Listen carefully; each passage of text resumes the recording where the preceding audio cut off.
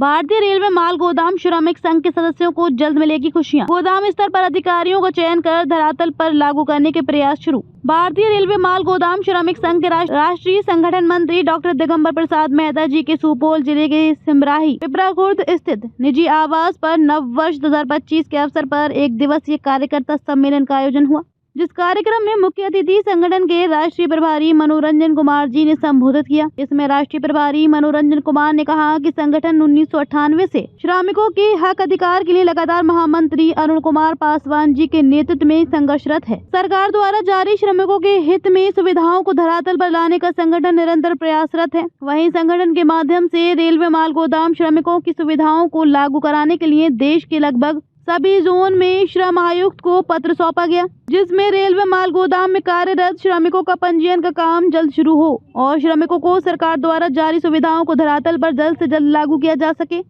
नव वर्ष के कार्यकर्ता सम्मेलन को संबोधित करते हुए संगठन के राष्ट्रीय संगठन मंत्री डॉक्टर दिगंबर प्रसाद मेहता जी ने कहा कि पूरे देश में श्रमिकों को न्याय दिलाने के लिए श्रमिकों के मसीहा व संगठन के पिता तुल्य आदरणीय राष्ट्रीय महामंत्री अरुण कुमार पासवान जी का आभार प्रकट किया। उनके दिशा निर्देशन में भारत सरकार द्वारा आज श्रमिकों को न्याय मिला है, अब इसे धरातल पर लागू करने की देरी है। डॉक्टर मेहता ने कहा, जोन, राज्य, डिवीजन स्तर के अधिकारियों को निर्देश जारी किया है कि पूरे भारतवर्ष में प्रत्येक माल गोदाम में आम सभा कर पदाधिकारियों का चयन किया जाए तथा सरकार तक अविलंब डाटा सुपुर्द करने का प्रयास हो, ताकि आगामी अप्रैल माह से श्रमिकों को सारी सुविधाएं प्राप्त हो। इसके लिए पदाधिकारियों का चयन कर जल्द से जल्द श्रमिकों का हक अधिकार सौंपा जाएगा। इसकी रणनीति तैयार हो चुका है, अब गोदामों का लिस्ट जारी कर सरकार को जमा कर दिया जाएगा। इस अवसर पर भारतीय रेलवे माल गोदाम श्रमिक संघ के एक दिवसीय कार्यकर्ता सम्मेलन में हजारों श्रमिकों की उपस्थिति के साथ साथ पूर्व मध्य रेलवे जोन हाजीपुर के अध्यक्ष सुशील कुमार, दक्षिण पूर्व मध्य रेलवे जोन बिलासपुर के अध्यक्ष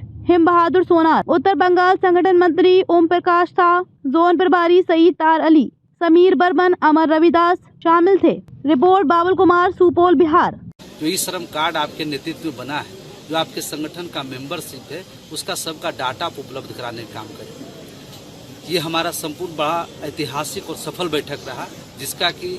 भारत के श्रम मंत्रालय ने इसको पोस्ट भी किया। हमारे संगठन के अभिभावक आदरणीय जगदम्बिका पाल जी ने पूरे देश को समर्पित किए कि मजदूरों को इतना बड़ा न्याय जो है मोदी सरकार में और 9 अक्टूबर की बैठक में प्राप्त हुआ। आज की जो बैठक हमारा सुपौल में हुआ है, हमारे संगठन मंत्री जी के आवास पर, उसमें एक हमारा अहम बैठक का ये सबसे महत्वपूर्ण विषय है कि हमको सरकार के द्वारा जो मिला है, जो प्राप्त हुआ है,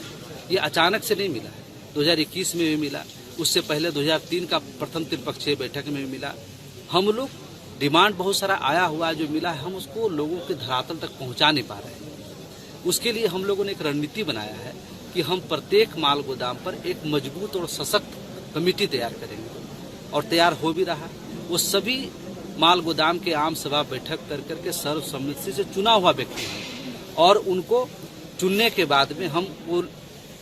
माल गोदाम स्तरीय पदाधिकारी का जो कमेटी बनेगा, उस तुरंत उसको हम लोग RLC के पास, रीजनल लेबर कमीशन सेंट्रल के पास जमा करेंगे। उनका टीम उस माल गोदाम पे आके वेरिफिकेशन करेगी, और वेरिफिकेशन करने के बाद उनको एक वर्किंग सर्टिफिकेट जारी करेगी श्रम मंत्रालय कि हाँ, ये पार्टिकुलर ये माल गोदाम वर्ष इतना से भारतीय रेलवे माल गोदाम श्रमिक संघ के तत्वाधान में, उनके नेतृत्व में ये काम चल रहा है और इनको ये सारा फैसिलिटी मिलना चाहिए। वो मुझे सर्टिफिकेट जारी करेंगे, उसके बाद सर्टिफिकेट लगा के सारा डाटा जो माल गोदाम कमेटी के माध्यम से